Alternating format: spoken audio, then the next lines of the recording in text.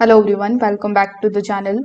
In today's video, I'm going to show you how to change the master code on your Zowill door lock in 2026. Now, on many of the Zowill keypad locks, you need to first of all start by pressing this particular Zowill button twice. After pressing it, you just have to simply press it one more time. Now, you need to start entering your master code, and if the code is accepted by the lock, you will see the green light and you will also receive a confirmation signal from the lock. So once that is done, you just have to simply press 1 on the keypad.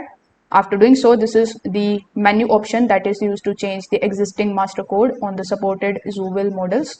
So again, you need to wait for some time until you see the green light to flash before moving to the next step.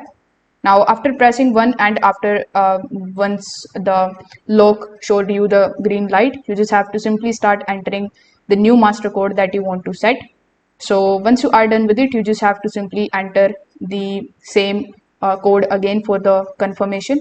And if both the entries match, it means that the lock should flash green and the it will also save the new master code successfully. So finally, once this particular process is done, you can exit the programming code and then you just have to simply test the new master code. So if this video helped you out, make sure that you like this video and subscribe to the channel. Thanks for watching.